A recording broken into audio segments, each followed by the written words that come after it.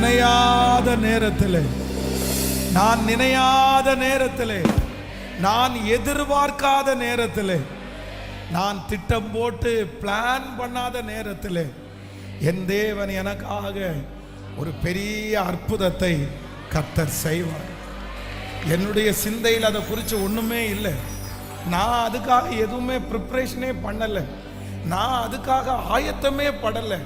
ஆனால் நான் நம்புகிறேன், தரிசனம் உங்களுக்குள்ளேயும் எனக்குள்ளேயும் இருக்கிறதுனால நம்மை கர்த்தர் எப்படி செய்ய போகிறார் அப்படின்னு சொன்னால், உன் மேலே நான் ஒரு பெரிய திட்டத்தை வச்சிருக்கிறதுனால, என் மேலே ஒரு பெரிய திட்டத்தை வச்சிருக்கிறதுனால என் கைகளிலே அந்த காரியம் வாய்க்கும், அந்த காரியம் வாய்க்கும்.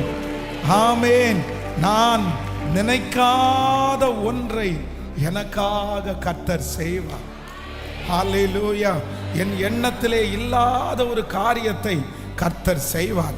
நீங்க ஒவ்வொருத்தரும் சாட்சி சொல்லுவீங்க.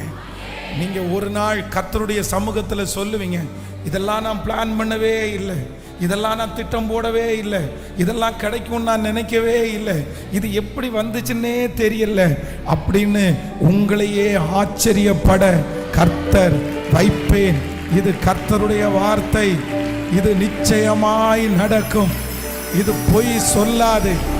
எஸ், இதை ஆமோதிக்கிற ஆண்டவரே, இதை ஆமோதிக்கிற ஆண்டவரே, நன்றி அப்பா.